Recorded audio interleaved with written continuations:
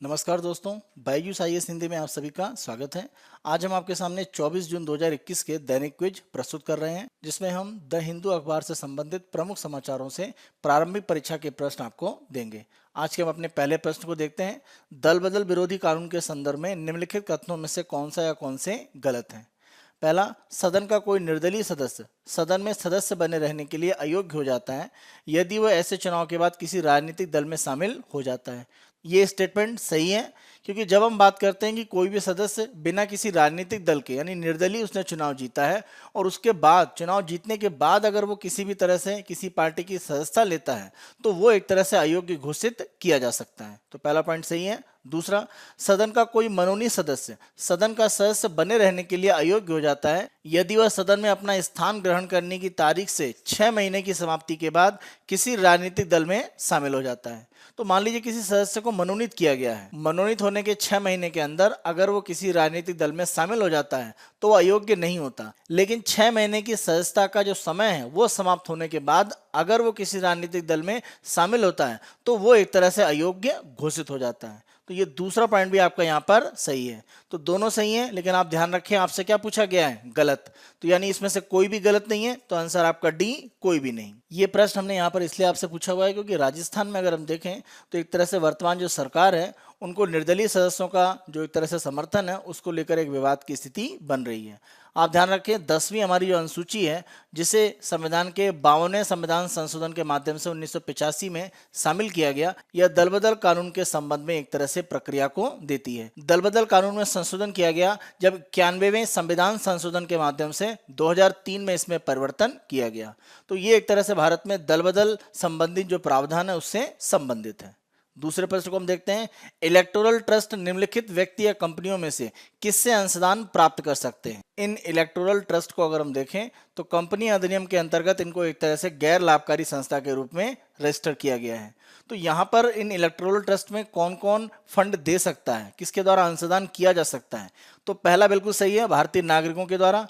दूसरा, भारत में पंजीकृत घरेलू कंपनियां, भारत में जो कंपनियां कंपनी एक्ट में रजिस्टर्ड हैं वो इस प्रकार के इलेक्टोरल ट्रस्ट में अपना अंशदान दे सकती हैं। तीसरा, विदेशी प्रतिष्ठान, तो विदेशी कंपनियों को इसकी अनुमति नहीं है तो वो प्रतिबंधित है। चौथा, व्यावसायिक प्रतिष्ठान या अविभाजित हिंदू परिवार, तो किसी भी तरह का व्यावसायिक प्रतिष्ठान है या अविभाजित हिंदू परिवार है, अनडिवाइडेड हिंदू फैमिली, उनको भी एक तरह से इसमें किसी भी तरह का अंशदान देने की छूट मिली हुई है। किसी अन्य इलेक्टोरल ट्रस्ट के द्वारा, यानी मान लीजिए अगर कोई ए इलेक्टोरल ट्रस्ट है ये किसी बी इलेक्टोरल ट्रस्ट में अंशदान करना चाहे तो इसकी अनुमति नहीं है।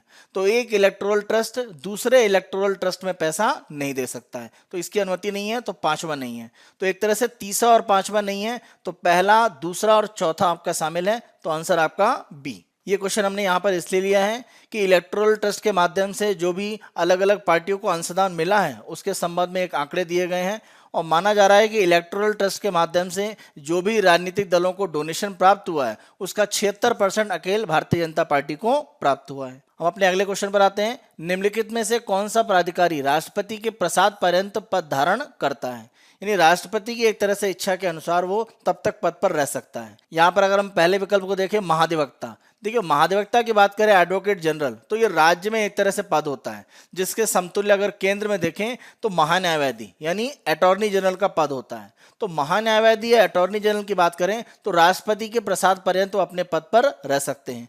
इसी तरह से अगर राज्य में देखें तो राज्यपाल के प्रसाद पर्यंत महाधिवक्ता रह सकते हैं। तो ये राष्ट्रपति वाली जो बात है इस कारण से पहला वाला पॉइंट नहीं है, लेकिन महान्यायवादी जरूर है, तो दूसरा सही है।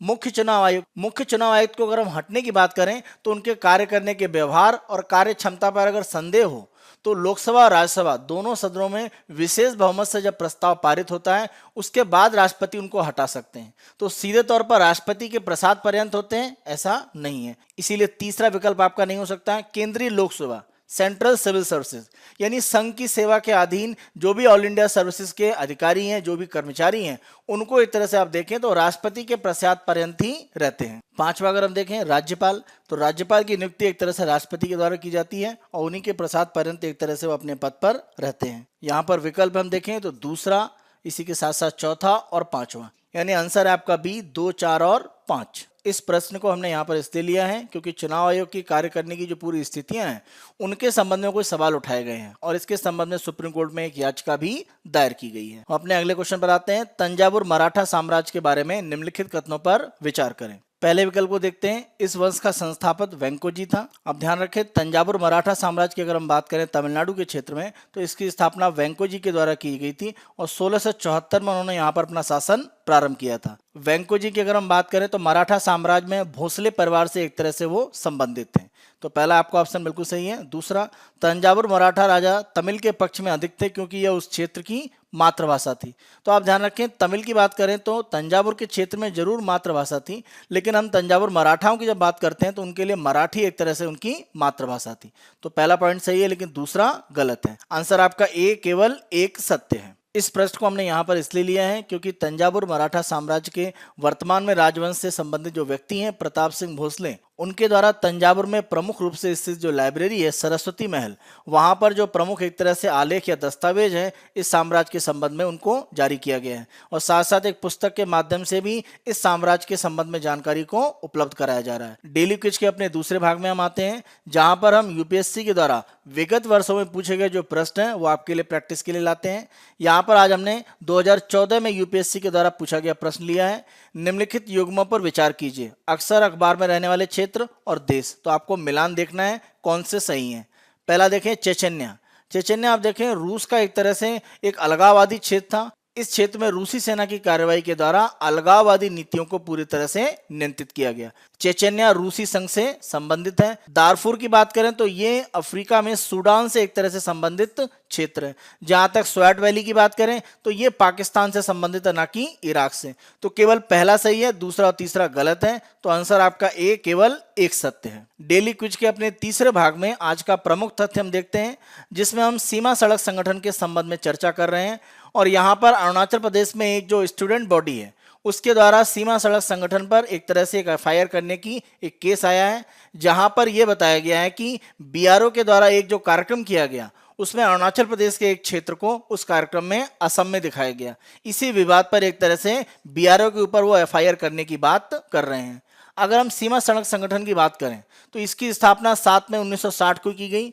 भारतीय सीमावर्ती क्षेत्रों में परिवहन सुविधाओं को वर्ष पर्यंत बनाए रखने और किसी भी तरह की समस्या उसको दूर करने के लिए एक तरह से सीमा सड़क संगठन कार्य करता है। इसके द्वारा प्रमुख रूप से आप देखें उत्तर और उत्तर पूर्वी राज्यों में जो हमारे सीमावर्ती राज्य हैं वहां पर एक तरह से बुनियादी ढांचे को परिवहन की सुविधाओं के लिए महत्वपूर्ण रूप में एक तरह से तैयार किया जाता है और किसी भी तरह की समस्या जैसे मान लीजिए भूस्खलन हुआ या बर्फबारी के कारण रास्ता बंद है तो वो एक तरह से सही करना भी प्रमुख रूप से इसकी जिम्मेदारी है।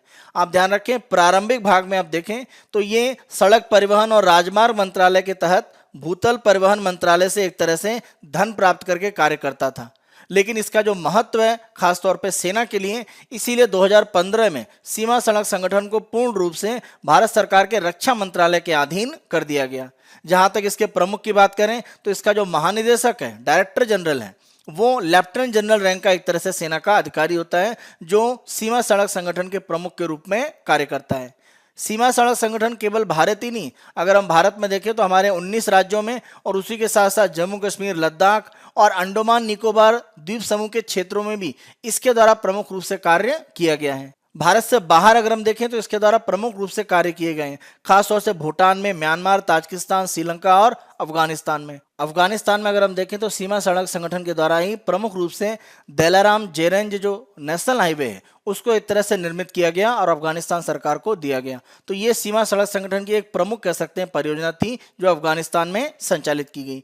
सीमा सड़क संगठन के द्वारा अगर हम 1960 की प्रारंभिक स्थिति में देखें तो 2 प्रमुख परियोजनाएं संचालित की गई।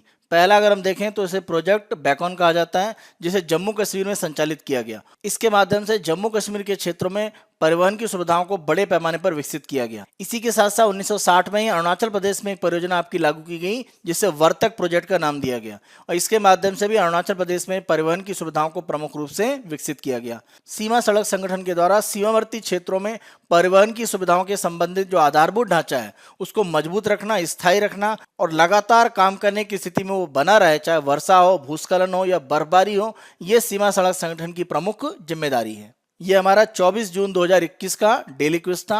आने वाले दिनों में अन्य दिनों के डेली क्विज हम आपको इसी तरह से उपलब्ध कराते रहेंगे।